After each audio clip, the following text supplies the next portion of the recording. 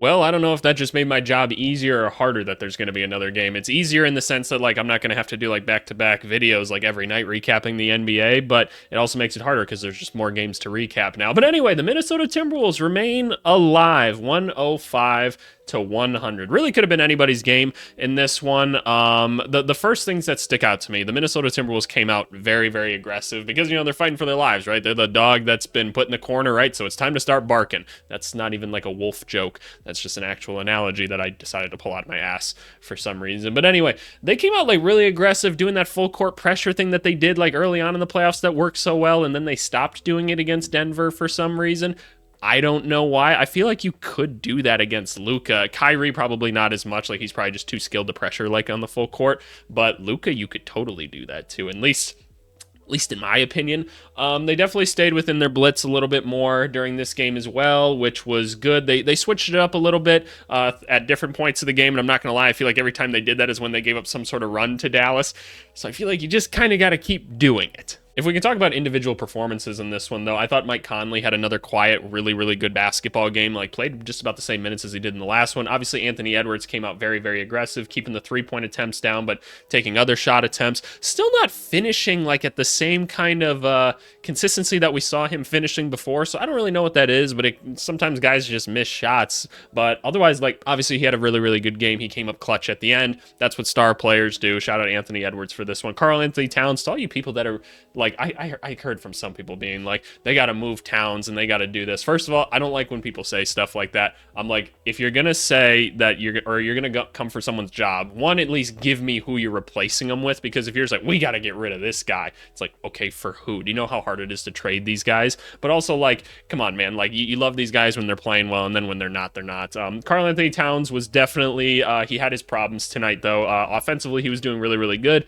He also had 5 really stupid fouls in this game, and he obviously fouled out with 6, and that kept him under 30 minutes for this game, but still got you 25 points. That's how much he was really stroking it tonight. But yeah, no, just too many boneheaded plays. There's a part of me that when I see those fouls, I go, why does coach keep putting him in these situations? We know that he's not good at these. Like, some of them are the pick and roll coverages and stuff where he's like jumping at people when he shouldn't. And like, obviously there's just some bonehead ones where he's fouling guys like before they even get to half court and stuff. And you're just like, Cat, what are we doing, dog? Yeah, no, Rudy obviously had a good game. I thought this was one of his better defensive games that I've seen throughout the playoffs, honestly, because I've been kind of a proponent of being like, we got to make sure Nas gets his minutes, and I still wish he would have gotten more minutes in this one. I kind of understand why they went a little more Kyle Anderson in it. It's for defensive purposes, but I don't know. I just think the team's at its best if you're running Nas and Towns together, and you kind of put Nas in the situation that Cat was in where he'd gotten all of his fouls, and I think you probably could have won a little more easily. But that's just my perception of it. I just think Nas should be getting more consistent minutes. Honestly, he's been the best player for them in the last like 6-7 games or so. So that's just my thought on it. But no, I want to give Rudy his credit for this one. Like, he did a much better job of like actually staying upright and being there on his rotations and stuff like that, because in all transparency, he wasn't even doing the stuff that Rudy Gobert normally does well, and today he did. That's awesome. We saw defensive player of the year Rudy Gobert a little bit more. Offensively, he's still pretty abysmal if he's not just trying to dunk the basketball, but otherwise, like, not too bad. And hey, Nickeil Alexander-Walker hit 2 threes. That's a big win for him right there. Like, if we can get 40% on Nickeil, that's the difference right there in the game for him. But let's talk about the Dallas Mavericks just a little bit. I felt like this was a game that it was too much Kyrie Luka at times, and I want to make it very clear. Like, Kyrie missed a lot of shots in this game that he otherwise normally makes, and this is a much different game if that's the case, right? Much different case. Like, a lot of guys just miss a lot of open shots in this one. It's not like they weren't getting their looks. I don't want to critique their offense like that bad. Like, PJ Washington missed a lot of open threes. What did he go for tonight? 2 for 9, right? Like, yeah, Kyrie Irving was 1 for 6, and he had open looks. Like, Luka just didn't really make the shots that he normally does. How much did Luka finish with? He still finished with 28. Man, that's because he was living at the free throw line so much, and yeah, because people kept fouling him in really stupid situations. I don't know why they keep going to drop coverage on Luka out of all of them. I could see it more for Kyrie maybe, but not for Luka. That's just what he wants to do. He wants to bump and shove and get that little floater and throw the alley-oop, but is what it is. Gafford, wish he would have played just like a little bit more. It was nice to see Maxi Kleba back out there, and I know they probably couldn't play him like a ton of minutes, but he was definitely effective when he was in there, and I'd made the comment before the series started. I'm like, damn, it's too bad Kleber's out for the playoffs or whatever, because this is actually a series that he could be a little more useful in. And now he's back. So that's awesome. Hopefully Lively will be back for the next game too. I didn't really understand the Dante Exum minutes, but he was good while he was in there. Keep playing Jaden Hardy. I love the minutes that he's getting, and I love Josh Green's energy out there. We don't need to see any more Dwight Powell. Let's just not do any more Dwight Powell. Just don't need it. And that's okay. I like Dwight Powell as a dude.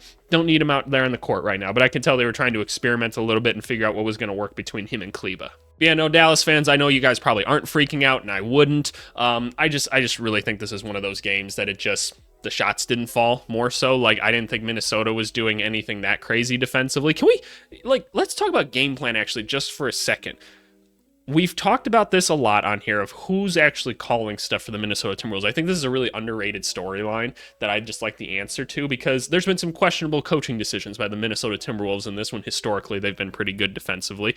Obviously, Chris Finch is behind the bench, and just for my 2 cents on all this, for you guys being someone that's been on coaching staffs and stuff, you want one voice, right? If you have multiple voices, you're going to confuse guys. They're going to be like, who should I be listening to? Like, who's got final say? You never want that to ever be a question, right? And so, presumably, to me, associate head coach, I don't even know his name, but he always looks so nervous out there. That dude, I presume he's calling the shots. I presume that he's calling the plays, like he's making the adjustments and stuff, and like he's consulting with Finch, I'm sure, at points, but like Finch can't even get up to get in most of the coaches' huddles. Like, I'm sure he's like whispering stuff to like Prigioni and stuff like that on the sidelines, but like there's only so much that can be done out there. I could kind of tell he's not saying anything because he was really trying to get up to, he got teed up, didn't he, at one point? Like, you could tell it was bothering him so much that he wasn't standing up and making calls. So just something I kind of want to follow a little bit. Like, how much is like associate head coach pairing up with head coach? I can't imagine it's like too different, but it also seems like he's really wanting to say some stuff. So I'm just really interested in that dynamic, if nothing else. I'm not necessarily saying that like one guy knows the answer and one guy doesn't, because I don't know what's happening in the huddles, but I just think it's a really interesting kind of plot point to dive into. But anyway, Dallas Mavericks fans, don't worry. You guys just missed open shots this time. You'll get Derek Lively back next game. All of a sudden, you've got both your centers run, jump, and dunking again. If I think about their rotation, then I would assume you go off the bench Josh Green, Hardy. Does Kleber still get a couple minutes, maybe, just to try and prep him for the Celtics series, because he could be useful there? I can't imagine Exum and Powell get minutes in the next one. And man, Tim Hardaway Jr. just doesn't get minutes at this point. That's just like so odd for me, like, because he's just always been like an 18, 19 point a game scorer. But whatever, like, if he can't hit a shot right now, he can't hit a shot, so fair enough. But yeah, no, that's all I really got for this one. I guess we're gonna have a day off until, when is this? It's gonna be Thursday for the next one. Okay, fair enough. Back to Minnesota, which means my city is going to be erupting again for people. But that's it for now, y'all. We'll talk to y'all later.